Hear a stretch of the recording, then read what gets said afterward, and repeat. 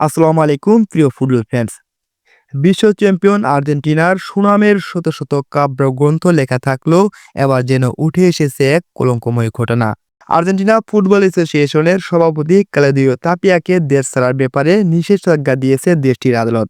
পাশাপাশি তাকে কর ফাঁকির মামলায় সাক্ষ্য দিতে আদালতে হাজির হওয়ার নির্দেশও দিয়েছে জোরালোভাবেই। বৃহস্পতিবার আর্জেন্টাইন গণমাধ্যমে এ খবর প্রকাশিত হয়েছে।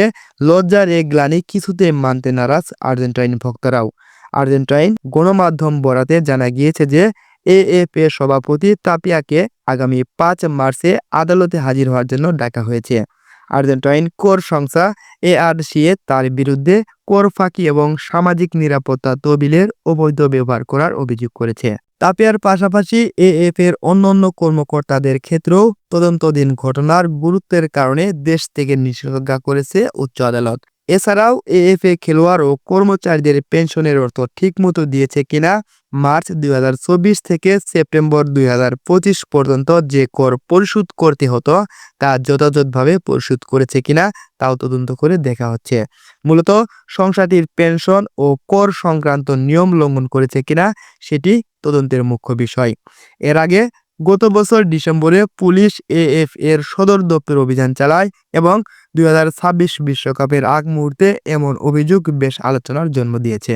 এএফ-এর দাবি, আর্জেন্টিনা জাতীয় ফুটবল দলের একটি প্রীতি ম্যাচিক আয়োজনকে কেন্দ্র করে এক ব্যবসায়ীর সঙ্গে বিবাদের কারণে তাদের মানহানির শিকার হতে হয়েছে।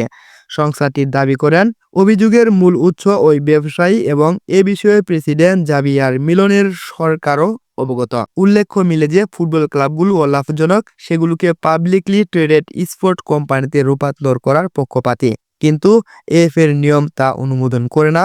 মূলত এই বিষয়টা নিয়ে শঙ্কার সৃষ্টি হয়েছে গণমাধ্যমে।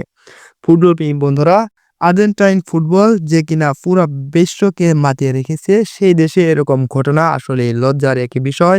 এছাড়া সময়টা এখন হচ্ছে দেশকে গড়ে তোলার, আর্জেন্টাইন ফুটবল প্লেয়ারদেরকে ভবিষ্যতে উন্নত এক পর্যায়ে নিয়ে যাওয়ার। আর এই মুহূর্তে যেহেতু আর্জেন্টিনার উচ্চমানের একজন ব্যক্তি অর্থাৎ আর্জেন্টিনার ফুটবলের সভাপতি তাপিয়া, তার এই মুহূর্তে এই সময়ে এই গুরুত্বপূর্ণ একটা সময়ে তার এই কাজগুলো করা আসলে উচিত হয়নি। ফুটবল প্রেমী বন্ধুরা, আর্জেন্টিনার মতো এমন এক উচ্চ ফুটবল খেলার দেশে এরকম ঘটনা আসলেই অপ্রত্যাশাজনক। আমরা আশা করব তদন্ত করে সঠিক বিচার করা হোক।